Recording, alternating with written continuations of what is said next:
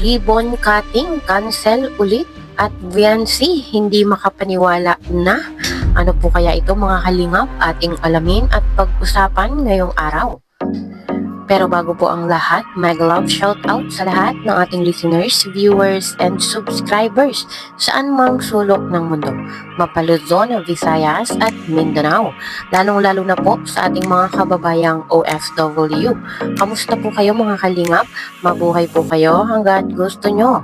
At kung bago ka pa lang sa aking munting YouTube channel, huwag ka nang mayang mag-subscribe, like, share, and comment. Huwag mo na rin kalimutang i-click ang notification bell nang sa ganon ay updated ka sa aking mga paparating na video. At syempre, patuloy po nating suportahan sina Kalingap Rob at ang ating ama ng Kalingap, ang nag-iisang founder, si Kuya Val Santos Matubang. Kung maaari po ay no skip ads, nang sa ganon ay mas marami pa tayong malingap na nangangailangan. At konting paunawa po, kung maaari ay tapusin nyo muna ang kabuoang video nang sa ganon ay akma ang inyong mga komento. At yun na nga po mga kalingap, kakatapos lang ng part 71 ng EDC at sa tingin ko ay ito ang pinaka-best episode ng EDC. At kung tatanungin nyo po ako bakit ko nasabi, ito po, panoorin natin. Kasi sabi mo ba gano'n na pagka, suportahan mo lang ako pag hanggang matapos yung bahay. Nag-aalala ako kasi baka pakaarin yung eto yung wala na. Ganun. Sinabi ko ba yun? Wala sa memory ko yung yung mga araw na sinabi ko yun. Hindi talaga eh. Kailan ba? Wala akong sinasabing ganun talaga. Makakalimutin ako mga ganyan bagay. Kung hindi naman nasabi ko, pasensya na. Kasi hindi ko na patingin ko hindi ko susundin yung pangakong yun. Kasi gusto ko mas matagal eh. Ano yan? Kung mag-ribbon sa ating nabukas eh, wala na pala ako dito. Yun yung sabi mo. Hindi na pala ako pwede makita ang wifi ko. Yun yung sinabi ko sa akin. Kaya okay lang kahit na-extend ko para matagal.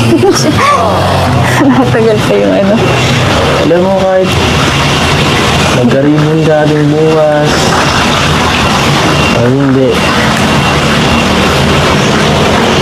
wala naman akong pakili. Hindi naman mahalaga sa akin kasi siyempre yung sa atin na parang iba na yun naman eh. iba na. Bakit ba?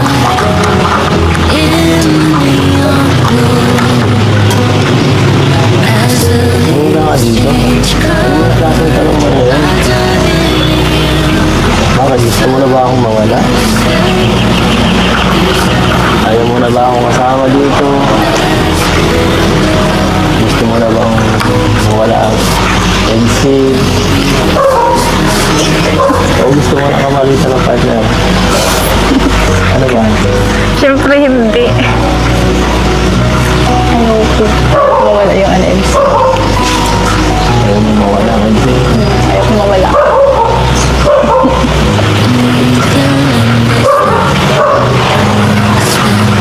Seryoso nga.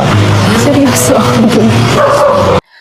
Ayun, napanood naman po natin mga kalingap na nag-aalala si Baby Viancy na pagkatapos daw po ng ribbon cutting ay magwawakas na rin ang EDC. So, yun po pala yung hindi mawala sa isip ni Viancy, yung sinabi ni Papa Eds nung mga unang episode pa. Ikaw, kamusta ka naman? Baka nga ikaw maghanap dyan ng iba. Ikaw yung laging unbusy. Ako pa talaga ha? Basta nga, sabihan mo lang ako pag ayaw mo na. You will Grabe naman yon, talagang hindi na maikakaila na talagang may pangambang nararamdaman si Viancy na baka isang araw ay mawala na lang si Papa Eds at makahanap ito ng iba. Siguro, kaya po nasabi yon ni Viancy ay dahil alam naman po natin na itong si Papa Eds ay talagang yung kanyang edad ay pwede nang mag-asawa. Siguro naisip niya na anytime ay pwede na itong mag-asawa, pwede nang makahanap ng aasawahin. At isa nga pong problema sa kanila ay syempre yung age gap. At isa pa ay nag-aaral pa si Viancy. Kaya po sabi ni Viancy ay sabihin agad sa kanya kung ito ay nakahanap na ng iba. Sabihin kung ayaw na. At bukod po doon mga kalingap, syempre kung talagang gusto nila yung isa't isa, kung mahal nila yung isa't isa, wala naman po yan sa edad, wala yan sa tagal. Kung talagang willing sila na hintayin ang isa't isa ay talagang sila yung magkakatuluyan. Although alam naman po natin na talagang meron na silang nararamdaman sa isa't isa at ang gusto lang nating mangyari ay yung marinig mismo sa kanilang mga bibig yung kanilang pagmamahalan sa isa't isa. At sa kabilang dako nga po mga kalingap ay hindi po makapaniwala si Viancy sa nangyaring ito. Ganda ng bahay mo, no? Nakapunta kami doon ni Kuya ba ng nakarang araw? Nakapunta din ako dun. Nakapunta din ako dun. Grabe. Hindi ako makapaniwala na ano. Ganun kalaki yung ano. Tapos ang ganda. Kaso wala ka doon. Yung kapatid mo lang nakita namin doon. Hinahanap ka namin eh. Si Viancy, ay nandun sa... Ay, oo. Yung ano. Wala ka noon, nakarang araw yun. Kapatid ko mataba. Pero nakakalungkot kasi dapat ribbon cutting na na-postpone. Pasensya na. Hindi kasi namin na asikaso nila Dr. Love eh. Okay lang. Ano rin same. Ayun, kahit po si Viancy, napanood naman po natin mga kalingap, ay talagang hindi siya makapaniwala na ganun kaganda at ganun kalaki yung kanilang magiging bagong tahanan. Bagamat naaantala man ang pag-ribbon cutting at kahit pa po sabihin ni Bibi Viancy na okay lang na kung ma-extend ng ma-extend ang pag-ribbon cutting dahil nga po nagkakaroon siya ng pangamba na pagkatapos ng ribbon cutting ay tapos na rin ang EDSI. At ang kagandahan ay nagbigay ng assurance si Papa Eds na ayaw niya pong matapos ang EDSI. Gusto niya nga ituloy pa rin. Gusto niya na kasama si Viancy sa anumang laban, sa anumang hamon sa buhay. At ito pa po mga kalingap ang bubuo ng araw nyo. Panoorin po natin ito. Isipin mo yung mga magagandang bagay. Magagandang bagay na ano. Nangyayari sa'yo. Ano, hindi ko mapigilan.